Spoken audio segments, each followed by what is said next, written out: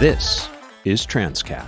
What is Transqat? Transqat is a safe space. It's a place for respectful conversations about transgender issues. It's a place for queer people to come tell their stories. I'm host Clare McCarthy. Welcome to Transqat. Today's episode features 3 moms of transgender kids. We took as a starting point the notion that for trans youth, coming out is a point of liberation, but that freedom comes with a degree of loss that the whole family needs to contend with. As in previous episodes, today's guests chose to identify themselves by first name only. They refer to their kids with either a pseudonym or with the generic "my child." This is out of respect for the child's privacy. There's a lot of raw emotion in this conversation. Difficult issues are addressed: self-harm, eating disorders, suicidal ideation. These mothers are telling these stories not to sensationalize, but to guide you, the listener, to a better understanding. I'm grateful for how much they opened their hearts. Let me start by saying that I've been reading Rowan Jete Knox's book Love Lives Here, and it's been bringing up a lot. Do they know? Okay. I was just going to say that he has recently transitioned. He wrote it under his dead name. And write another, or just in fact, a new book? The new book comes out soon, like in a couple of weeks, and they are scrambling to change the publishing to see if they can get it done. And according to a social media post, I think he's the first person that this has ever happened to, where between getting the contract and writing the book and actually publishing it, the name transitioned. Changed. So, yeah.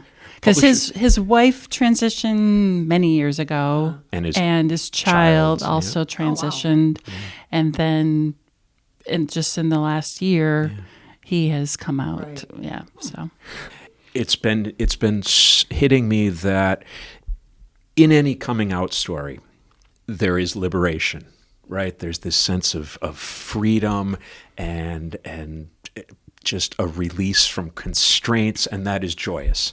And so I wanted to talk to you guys about that tonight. But it also started hitting me that inherent in that liberation is some degree of loss. And I'm saying that as a parent. My daughter is cisgender, but there comes a point as a parent where your kids make that decision that this life, this thing that you've created for them, that you've sacrificed for and poured your love into, is confining them, and they decide, no, I want something else, usually in exactly that tone. And so I thought maybe what we could do today, after we introduce ourselves and give a little bit of background, I thought maybe we could talk about both the liberation of coming out and the loss. Hi, I am Lynn, and I have 2 children. My firstborn is Alice, not her name, and she is 22. She came out at 15. So we've been on this, it's been about 7 years now. Hi, and I'm Stacey, and I have 2 children. My oldest daughter is almost 18, and she came out almost 4 years ago. Hi, I'm Sarah. I have 3 children, and my youngest came out as trans 2 years ago. So I have a trans male. So 7 being the furthest into this journey that we've gotten, and 2 being the most recent. I was completely wrong. Sorry, I was completely wrong with the 2. It's been a long couple of years. It's been about a year and a half, actually.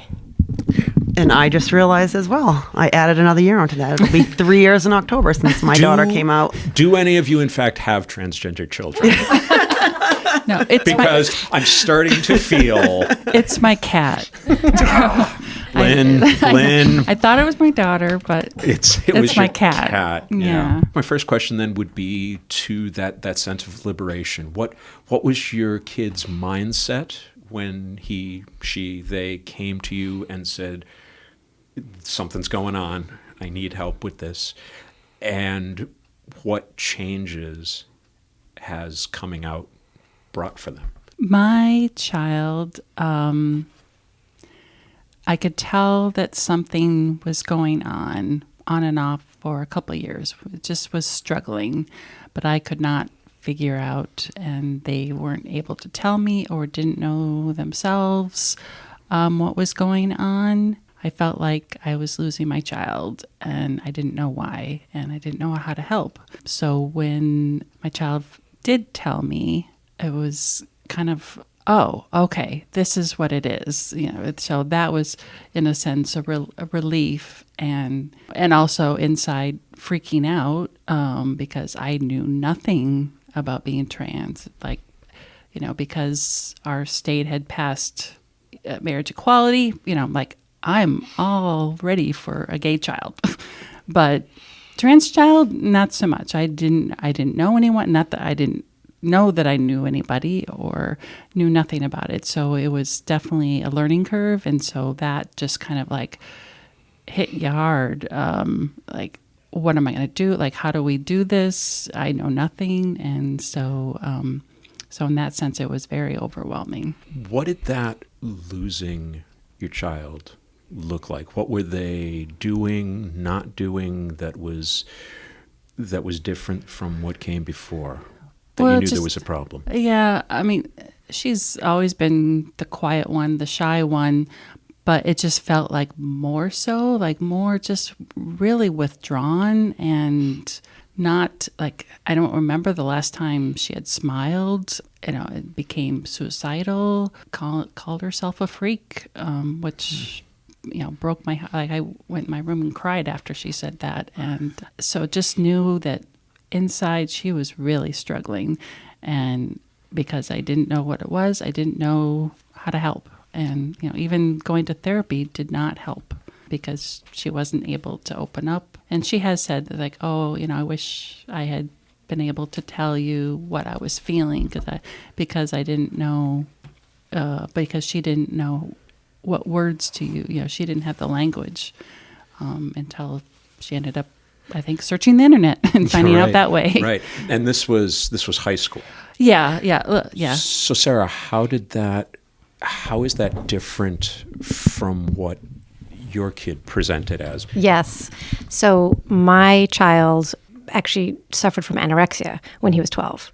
And so that's sort of where it started, which hit, now that I think a lot about this, hit the time of puberty, which after a lot of researching, because I knew nothing about nothing, that's one of the times that children do find and realize that perhaps they're transgender or not in the right body. But then we went for the next 2 years through treatment after treatment, and we had a lot of mental health. We had a lot of suicidal ideation, residential treatment centers, programs, both half day and full day, just a lot of loss. I didn't really understand what else we could do. We were trying to give him all the help that we thought he needed, and it still wasn't helping. And so I think it was very, very difficult for our child to come out to us because of the family that he was brought up in, and he didn't know how accepting we would be. So that took him a good 2 years before he could finally say, I'm in the wrong body. But he slowly brought us there. He brought us there by coming out as bisexual, coming out as gay, cutting his hair, starting to change his clothes, coming out as non-binary. Mm-hmm. And then the very final thing was, I can't do this anymore. And that's when he sort of said, I'm in the wrong body. Mm-hmm. And those words were hard to hear, very hard. I don't know enough about eating disorders, but did you get the sense as you moved forward with the transition that the two were connected, or am I reading too much into that? No, they're absolutely connected, because he didn't eat, and so that meant his chest wasn't growing, his periods were becoming irregular, and his body wasn't getting curvature or anything. It was very much sort of like a boyish body. Right. And so he also wore heavy sweatshirts, baggy clothes, which were all a big sign of anorexia, but also were a huge sign that he was very, very unhappy with how he was presenting and what he was looking like. Yeah. How long had that unhappiness been noticeable? I didn't see much of that unhappiness before he was 12. He came off the bus, was walking to our house, came in, texted me and said, I need to talk to you. Because he knew if he said, I need to talk to you, that I would say, okay, let's talk, as opposed to him thinking, I need to talk to Mom, but never actually doing it. So the minute he walked in, I said, all right, let's sit down, let's talk. And that's where he said, I haven't been eating, and I'm not eating, and I'm counting my calories, and I'm exercising, and I need help. And so before that, he was very, very good at hiding things. So he always seemed like a happy child. In fact, when people learned of everything that happened afterwards with the cutting and the depression and all that, they were like shocked, because my child knew how to hide all of that very, very well. I can only speak for my from my experiences, but that ability to mask was a very important life skill for me, and I was very good at it for 55 years. Unless I said something to you, you would not have suspected that I was queer, that I was trans. Yeah, it is masking. You have to be aware of how you're holding yourself, how you're speaking, what you're saying, individual word choice at all times. It is relentless. So I'm not surprised to hear you say it that way. And it's exhausting. Yes. I mean, it's exhausting because he was constantly putting on a facade of being someone different. Right. So it was very tiring for him as well. I'm glad he reached a point where he said something. Yeah. And actually that Knox's child did the same thing, sent them an email from the room upstairs, from the bedroom, saying, we need to talk. And that triggered the whole trans conversation. But it was needed that 1 degree of separation where, I'm not quite ready to come up to your face and say something, but where technology can help us, right? Right. Stacey, talk about where that journey for you came from. So I actually outed my daughter. Well done, Stacey. I'm sorry. No, wait, that's wrong. Sorry. She still doesn't forgive me to this day, and she often reminds me that she's still mad a little bit that I outed her. I'm the kind of sometimes, not to say overbearing mom, but I knew something was going on with her for a couple years when she hit puberty, around 11 or 12, when she went through puberty as a male. And it was pretty obvious there was something going on and we didn't know. My husband and I we tried what can we do? We therapists, and let's try some medication, and let's try what's going on? Is it are you being abused at school? What is it? What is it? Are you gay? We don't care. We want you to be happy and healthy and alive. And it took a move. We moved out of state for my husband's work, and I started noticing things with her. She was shaving her legs and just doing different things, wanted her hair to grow long. I could care less. I'm like, can I just help you and give you a little bit of tips from someone who's been doing it for a while? And so I actually was on her phone one day because you're in my house, it's my phone, so I'm going to check, and saw some things, and she was on some trans sites, and I put the phone down and I asked her, I said, are you trans? And she looked at me and she goes, yes. And I go, wonderful. Okay, awesome. My heart immediately broke because she couldn't tell me that for so long. And I was we were both overwhelmed with love, powerfulness, oh my God, okay, now it's out. So her reaction was gratitude rather than, why are you snooping on my phone, Mom? She was mad. She wasn't ready yet. However, once she knew how we felt, that you were going to be cool about it, 100,000%. We just started making phone calls. We said, we used to be in the aviation industry, and I have a couple of trans friends. I didn't know a lot about the lifestyle. Have many, many, many friends in the gay and lesbian community, but I don't have a close relationship with anyone who's trans. And so we just started researching like everyone else here at the table, getting books and reading and calling doctors and calling clinics and say, okay, how do we help our kid? And along with that, coming out is the gender dysphoria, the cutting, the depression, the suicidal ideations. And you just want your kid to be alive and to be healthy and to be happy. And you will literally move a mountain with your bare hands to get your kid to where they need to be, to get them happy. What I'm hearing, this is important to me because I held things in for much, much longer. But what I'm hearing is that it reached a crisis point for all three of your kids at around the time of puberty. And so that would imply to me that the people who are out there saying that kids who are younger, kids who are in the single digits, who are in elementary school, they don't have a clue about this. There's no way that you could come up with this idea of being trans, I'm using air quotes, without being pushed there by media or by liberal parents or by a teacher or by something they found in a library. It's one of the most maddening things when I hear people say, well, how do you know she's trans? She was 14. I'm like, because she knows, and no one chooses this lifestyle of cutting one's self to the point where you're taking away the emotional pain and putting physical pain, or you want to kill yourself because you don't get who you are and you're trying to figure it out and the world doesn't understand and people are against you, actively against you.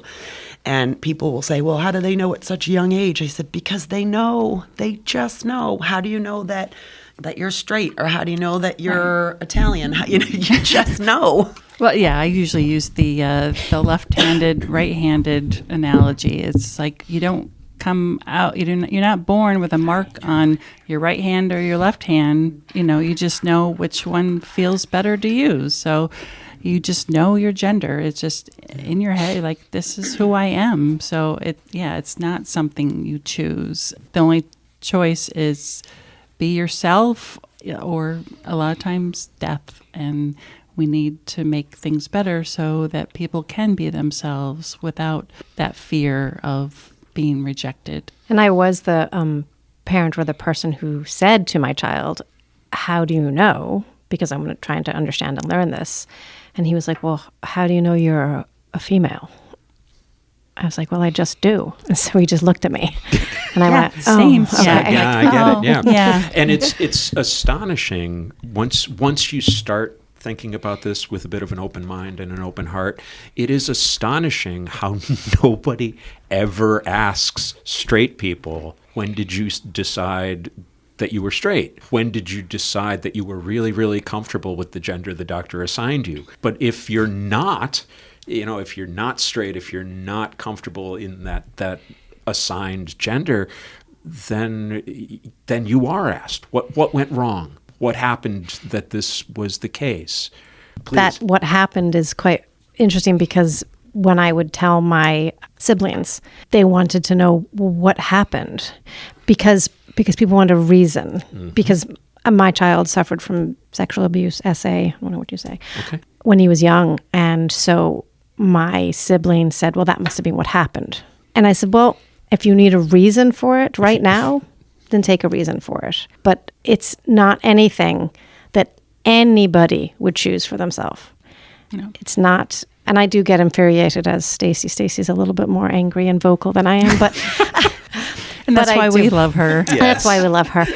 But I right now, as we all know, the political climate is just horrendous. And I look at all these politicians who are literally playing with the lives of our children and just kind of volleyballing them over a net back and forth to each other. And I just want to say to them, well, what was it like for you when your child came out? Obviously they didn't, but you would have no idea what you would do or what it's like until you have a trans child. And for someone to say that I'm abusing my child is just like heart-wrenching. Well, particularly in the case that you were describing, where there actually was abuse. Mm-hmm. And so the distinction between the two things could not possibly be clearer, between loving and helping your child and the trauma that they suffered when they were younger. To have these callous politicians just toss words like that around is evidence that they have no idea what either being trans is or what abuse is. And I think both of those are really harmful. I want to ask this very carefully and very respectfully. So let me do it this way. Let me put it on me. I learned to do that masking with alcohol. That was how I was able to function in society for decades. I could not be around other people without needing a drink. I drank to celebrate. I drank when I was scared. I drank when I was alone. Pretty much drank if the day ended in a Y. And that was my chosen way of hurting myself because I wasn't good enough. What I'm hearing is that there's an element with all of your kids to whatever extent is respectful. For the listeners who maybe are not familiar with cutting, with self-harm, can we talk about that just a little bit and what that means? I think if when you're first confronted, again, I'll put this on me. The first time I was confronted with somebody who cut, and it was somebody very dear to me, I had no context for it, and it seemed like the most horrific thing I had ever heard. And it took me years to actually understand what was going on there. And I would have done a much better job of helping that person if I had understood. So I'm not asking to pry, but I'm asking if we could just talk about self-harm in broad terms. Bottom line, like a basic understanding is people cut because it takes away the emotional pain for a brief minute and puts physical pain in. So when you're physically hurting, your brain's not thinking, it's not going to that mental place because you have a physical pain. For my child, cutting was that. Taking out that, it wasn't a means of trying to end their life. It was a means of, I have to take this mental pain out, so I'm going to have some physical pain. And it's a very real thing. It's more common than you can ever imagine. I can't speak for the other moms. However, I know moms outside of this group who have children who do the same thing. I get it. It's, as a parent, to see it, it rips your heart out of your body because you just want to do anything else. Punch me in the face. Rip my hair. Do whatever you need to do, but please, please, please don't hurt yourself. What helps, what's the positive end of it, is that through therapy, through other means of other tools in their toolbox, my kid has stopped. And it's a joy to see her arms not have those marks and not have those scars on them. So that's my understanding, and that's where we're coming from. It was very much the same for my child. And this was explained to me by doctors because my therapist, I didn't have an understanding of it. I said, why are they cutting? Why would you harm yourself? And it was because it's a way, just as Stacey said, the emotional and mental pain that they endure is so much that they almost release it through cutting or other ways of self-harm, whether it be pinching, pulling hair, hitting yourself, all sorts of different ways, banging your head against a wall, anything that can distract from that mental and emotional raw pain that you don't know what it is. You just need a reprieve or a break from it for a minute. And to put that pain onto you somewhere else physically, it helps. Okay. So it is not a suicide attempt. It is not, as again, we trans people get accused of in the media, it is not a cry for attention. It is not, oh, look at me. This is, and what you guys are describing is almost like where you've got this constant sound in your head, except it's not a sound in your head. It's this constant thing going through your heart and your soul of anxiety, of self-loathing, of all of these things.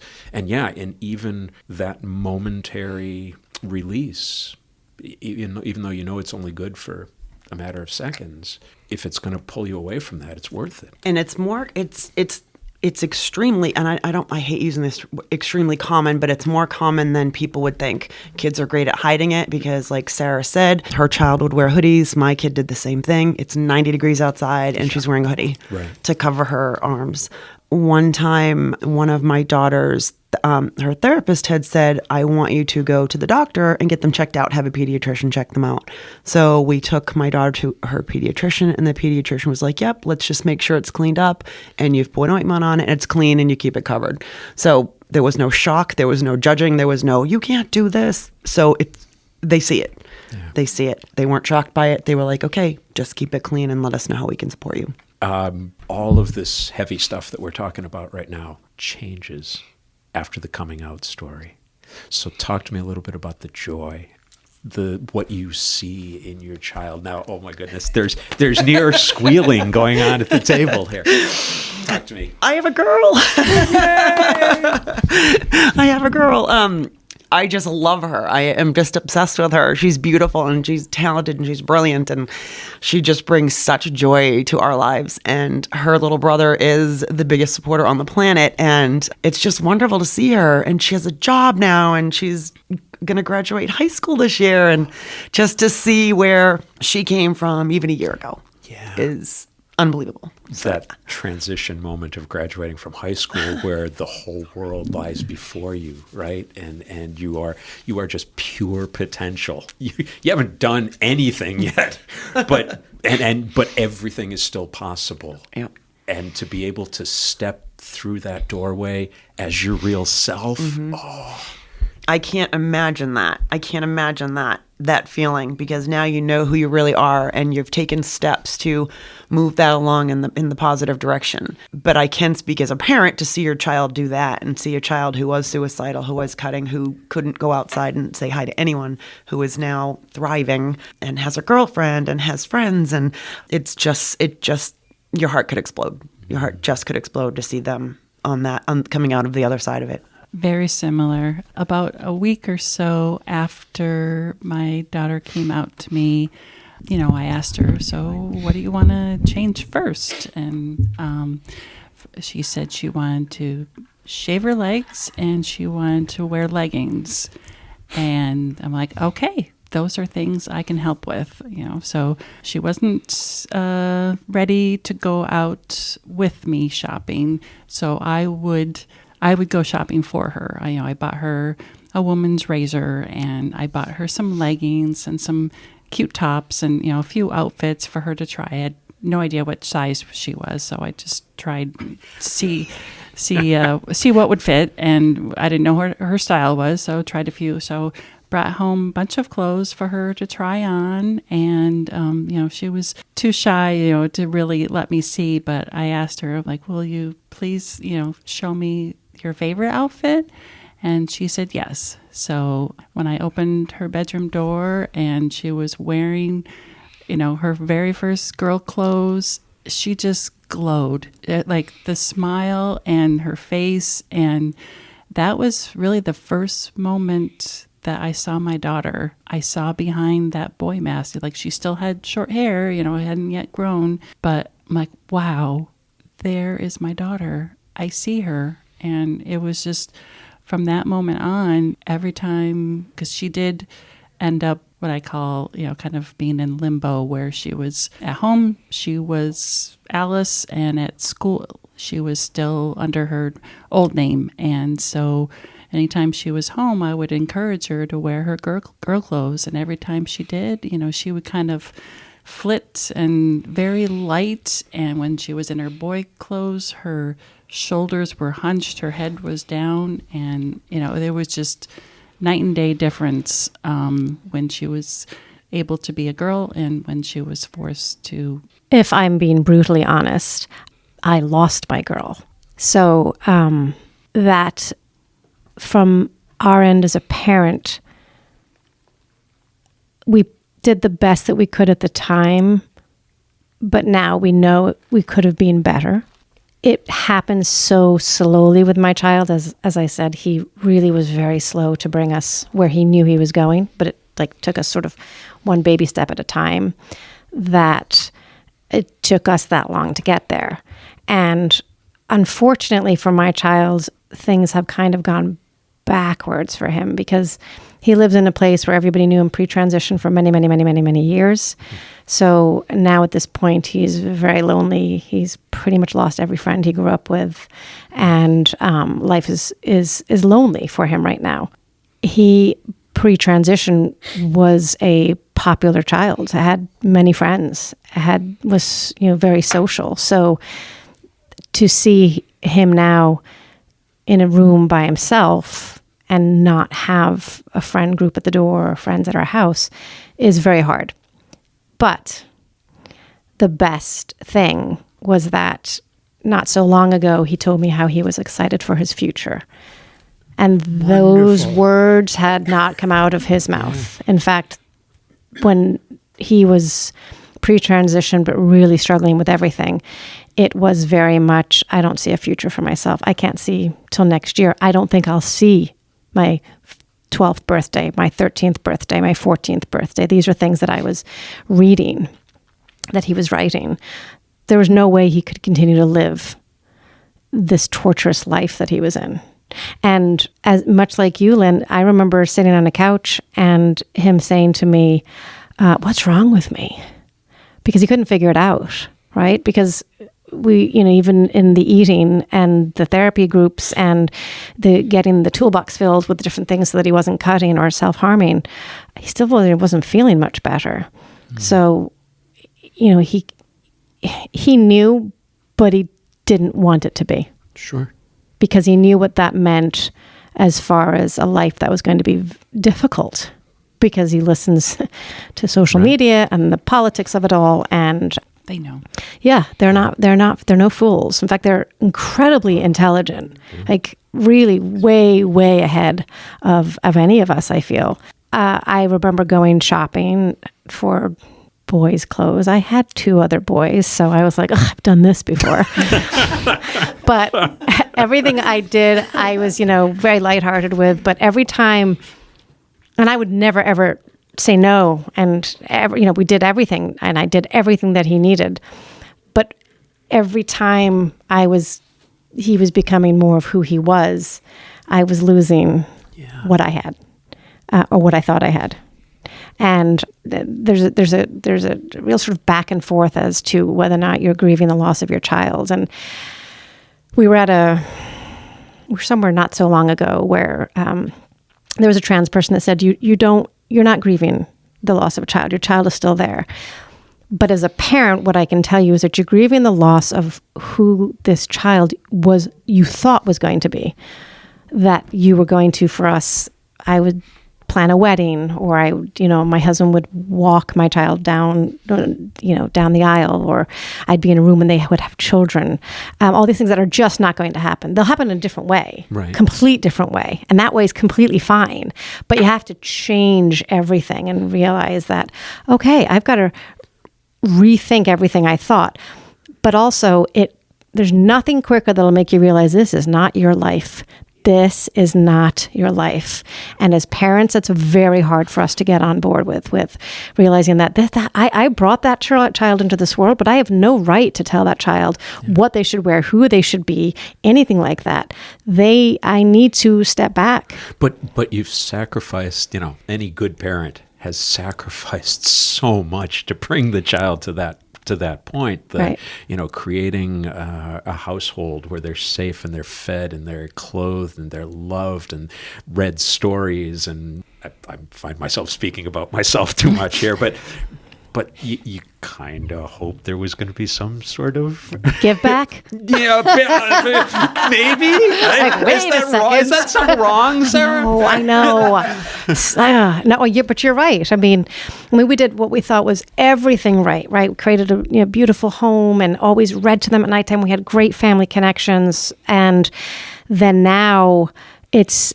My husband looks at it as in the wrong way, because he'll be like, well, we did everything right. And I was like, it doesn't matter. That makes no difference. Yeah. We did everything right. We created a loving home, but that's not going to affect the outcome of who my child was going to be.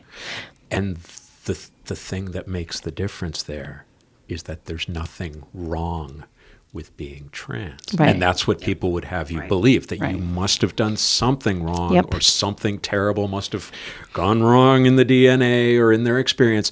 But it's not. There's not any wrong there to be assessing blame over. It's unexpected. And I imagine that is the case for the parents of most trans kids. Is like, that's okay, that wasn't expected. I was not the delicate, effeminate boy that you would say, oh yeah, we always knew. We always knew McCarthy was on the way to this. There are expectations, and sometimes there are expectations with the best of intention. My best friend throughout most of my life didn't come along for the transition. And it's not that he was ranting and raving about, oh, this is, morally reprehensible or whatever. It was just, it became clear over time that homophobia, that transphobia was so deeply ingrained in him. And he was so invested in the relationship that all he was doing was judging this new thing by that. I'm going to lose this. Yeah. This isn't going to be the same. Comments would come out. He would do things that were just incredibly hurtful. But there was no awareness that what you're doing and what you're saying hurts me every time we get together.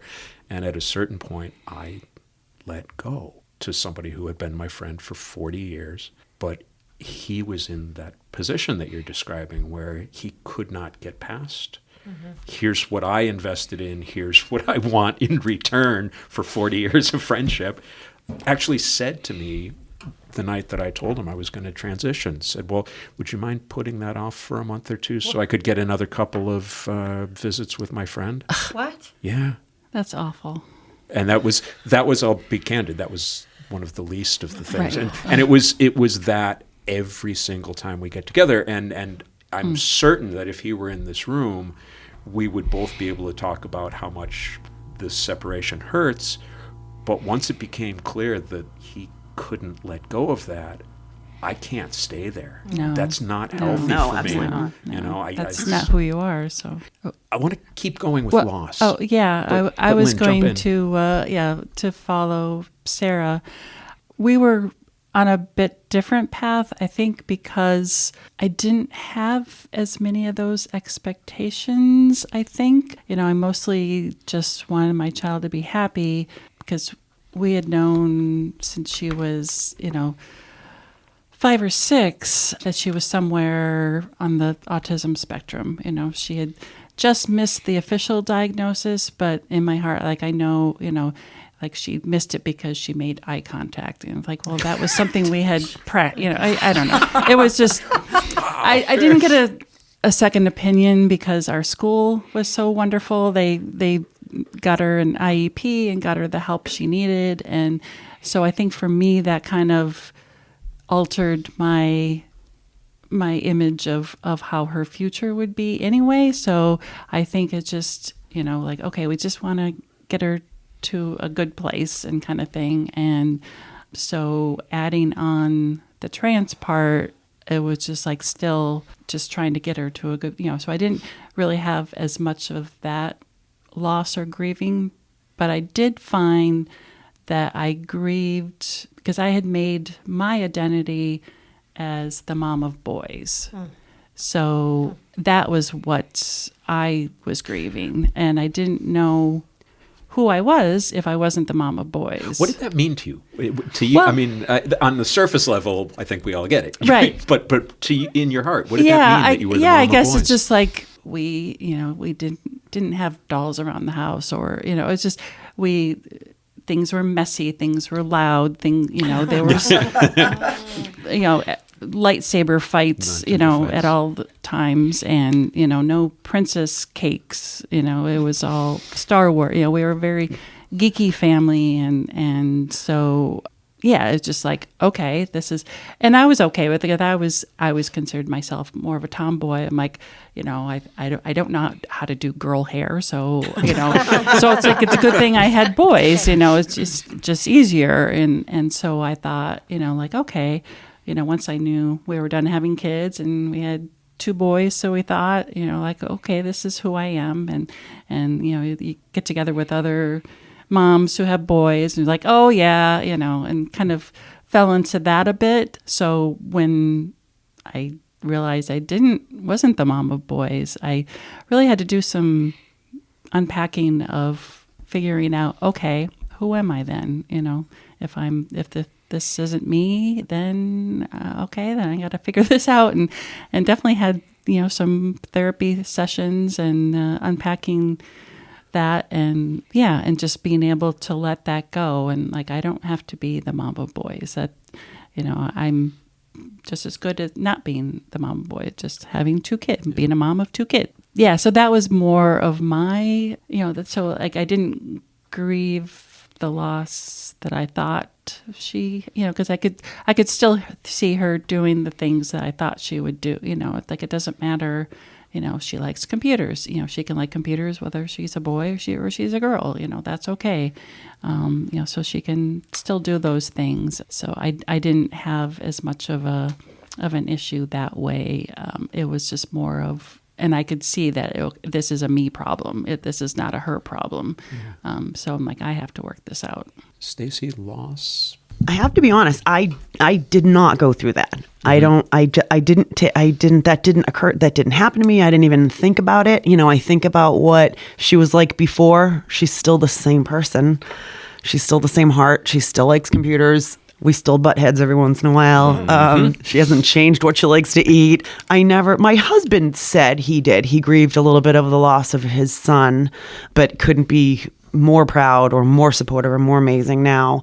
But I hear that a lot. I hear grieving the loss of the child. And I think I don't know. That feeling never happened, which I think was a blessing. We're just enjoying everything as we go along.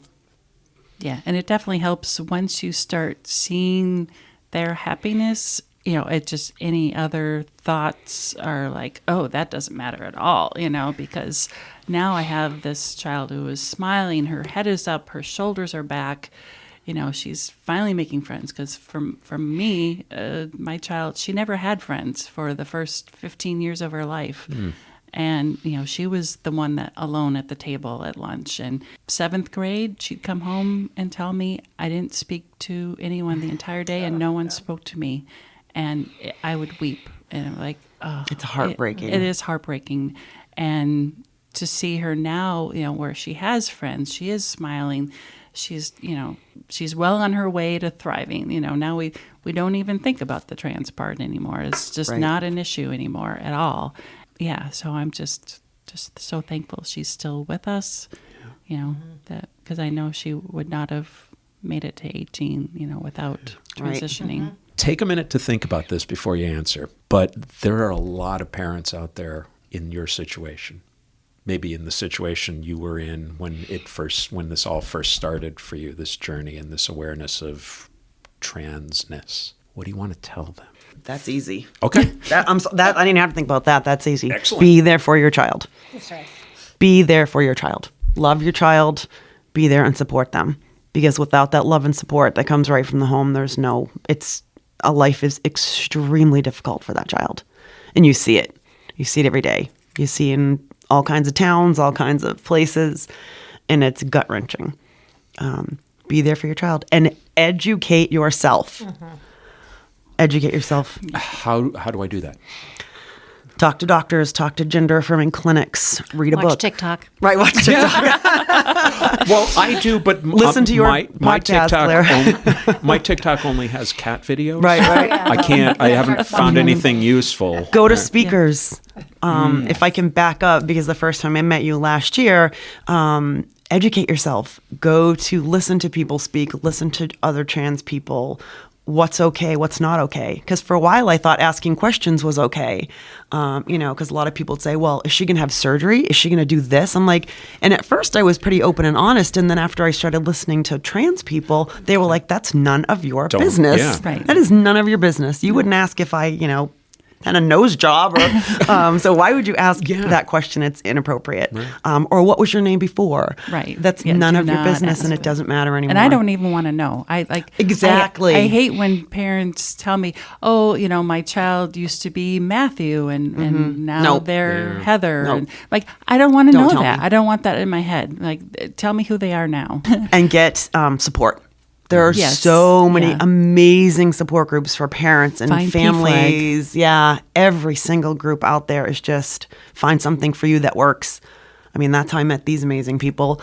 You just find your people. There's online groups. There's in-person groups. Mm-hmm. And there's nothing but love and acceptance. There's no judging. It's all great advice and good tips. And how can I navigate this? Or what about this doctor? What about this therapist? There's a lot of great information out there. Part of the joy of that is that you can also learn from tried this didn't work at all. Yes. Don't do that. Because that's as valuable, if not more valuable.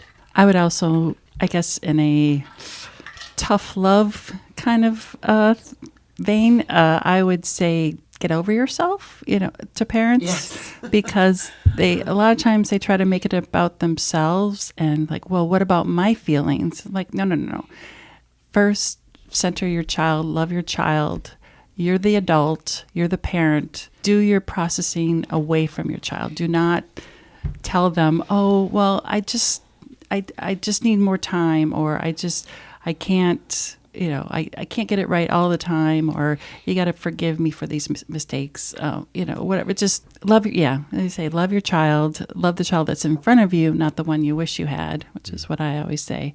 Yes, if you do have it, yes, it's okay to have these feelings of grief, of loss and things, but do not share that with your child. Share that with other parents, with your therapist, with a support group, anybody but your child. That's a lesson that as a teacher, it took me years to learn. Don't teach the theoretical student. Don't teach about, with an assumption of here's where you're supposed to be, so let's pick it up here and move along. Teach the kid that's in front of you. And I was really slow to pick that up because I'm an exceptionally arrogant person. But, and it's like, no, they're going to be here. But that was that changed the way I approached my career. It was that it doesn't matter what you think they should be. Pay attention to where they are. And I was slow to pick that up. What? You're not perfect? I have a long list of people who will testify. It's funny when you first said, what would you say to parents? I was like, I would just tell them it'll get easier. And then the two of you started talking. I was like, oh, geez, okay. Clearly I'm on a different page. Because I have to say that it was very hard for me to, and I still don't think I found parents that will say the same thing that I feel. And maybe it's because when my child was young, I didn't see any of this at all. And they were like silly and goofy and happy and my best friend. And we did everything together. And maybe it's because my child is not that person anymore. And that's also because of the teenage years. So you have to look at that too, because I'm like, okay, what is actual just him being a pain in the ass teenager? Yeah. And okay, this is because of issues that he's dealing with, right? So I'm trying to separate the two to make sure, that I'm exactly. Sure. And I want to make sure that I'm really disciplining him for the things that stop being that annoying, agitating teenager to okay, these are things that you're dealing with that I need to help you with or whatever.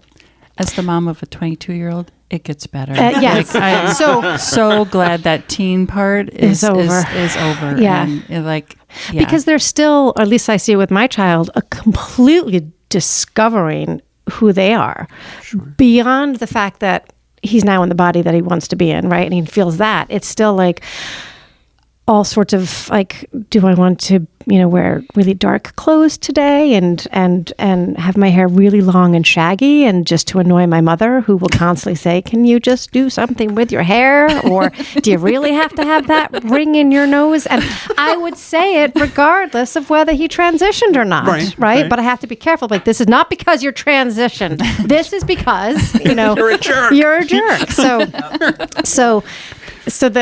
But when I did first go to a group and when I did first speak with somebody and there was a group of people, the parents that had trans kids that we, years into it, did look at those of us that were sort of newbies and had the tears, right? We were crying and my God, what do we do? And said, it does get easier and it gets better. Start, as Stacey says, with educating yourself and finding people like you, Claire, to help, right? And to help us understand. And I was with Stacey the first time I think we saw you and it was amazing, absolutely amazing. And the last one I went to with you was fantastic as well. So you have to be willing to, and first and foremost, guys, and I mean, their happiness is absolutely, and I think that's just a given, but I'm realizing that it's not. But to me, it's like, it's a given, but there's doctors and therapists that have said to me, there's parents that don't react the way that you've reacted. And I'm like, what do you mean? That's your child. Right. You do whatever you can for your child. And so to me, that was a given. And then I realized, that's not a given. So yes, you put your child first. You deal with your crap yourself. And I said that to my husband about a week or so after. I was like, go get yourself some help and get on medication. I'm not doing this because I can't save your life and save my child's life. I have one person I worry about. That's my child. It's not their responsibility to be who I wanted them to be. It's not their responsibility to make me happy. It's not. And believe me, I'm still like best friends with my child. It just looks a little different, right? And he's still goofy and silly. I hope so. He does. That's and true. since I've met your son, I just want to apologize for calling him a jerk over the microphones. I just realized that I am so sorry. You are a wonderful young man, and I'm hanging my head in shame right now. But he's the kid that everybody knows him now as who he is now is the same one that he was before. That part of him hasn't changed. But I guess it's his sort of outward appearance that I'm like, again, is this a teenager or is this, it's him discovering who he wants to be right now. The loss of friends is really hard. Really, really hard. That is absolutely heartbreaking for him. And yet at the same time, I can look at these kids who are 16 years old and all they care about is who they're hanging out with. And they're like, I don't want to hang out. I can't be friends with a trans kid anymore. And I don't know where it comes from because I know the parents are not like that.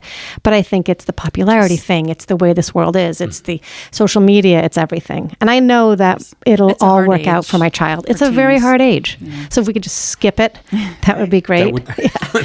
But so I agree with everything that Stacey and Lynn have said. And again, the best words out of my child's mouth were, I'm excited for my future. That's, if I could write a book, when I write a book, because I will write a book, that's sort of something that would be huge in there, is I'm excited for my future. And I've gone through everything with my child. And so where we are now is a good place. But we just need to get him through these years.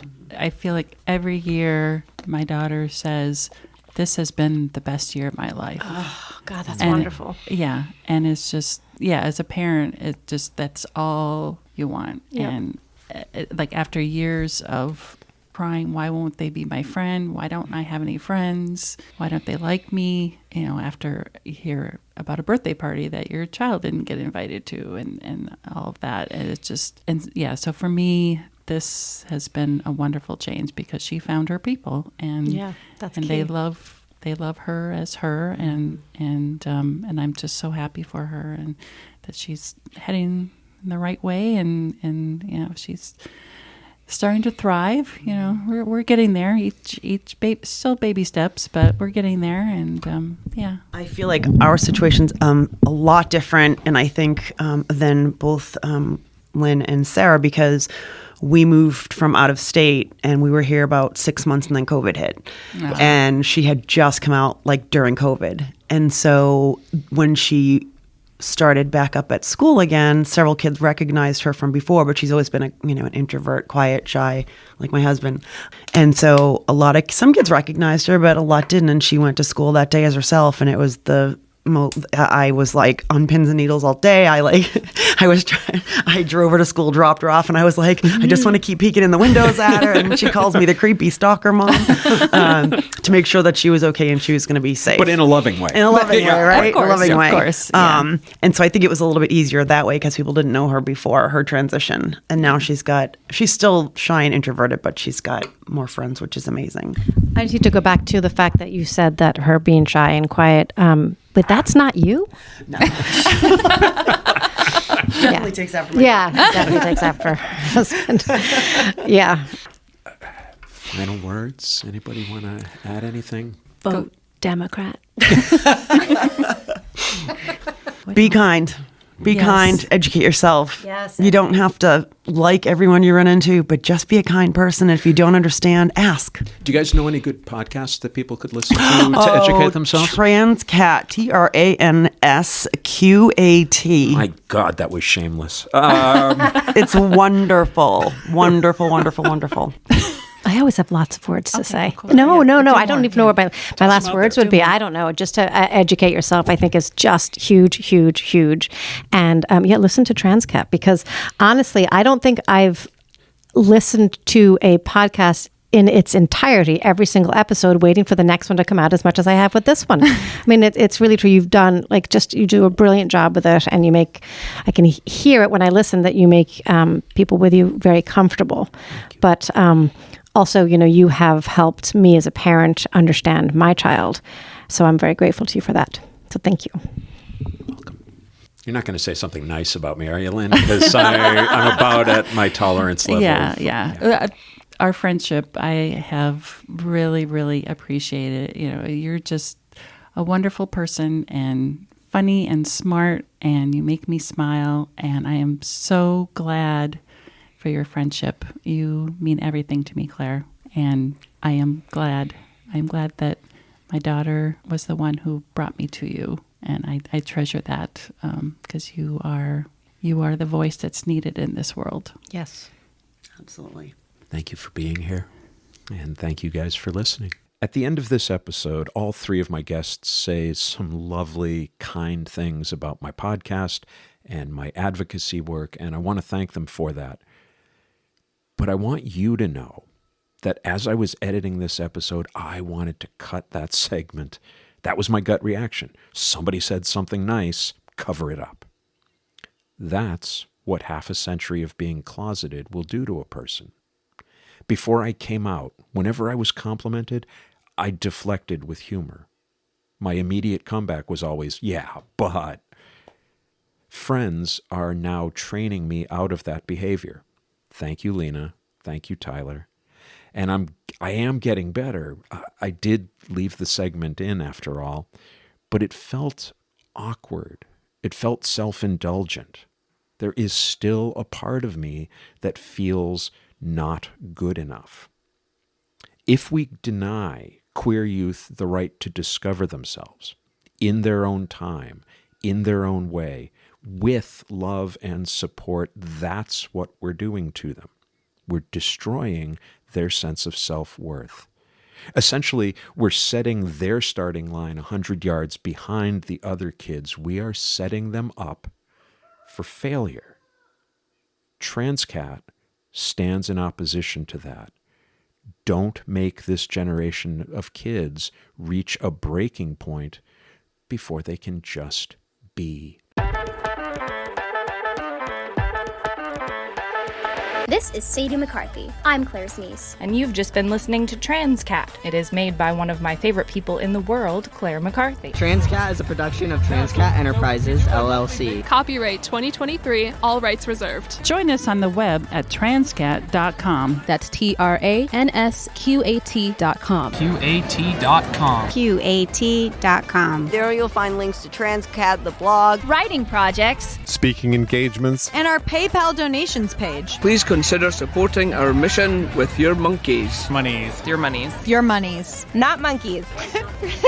Please consider supporting our mission with your monies. Any monkeys will be gratefully received as well. Follow Transqat on Instagram, Facebook, Twitter, and YouTube. On TikTok, we are at The Real Transqat. Want to tell your story on air? or ask Claire a question. What is the deal? She has all the answers. Or suggest a guest or topic for an upcoming episode. Use the contact page at the website or email her directly at crmtranscat@gmail.com. crmtranscat@gmail.com. And thanks for listening. Thanks for listening. Thanks for listening.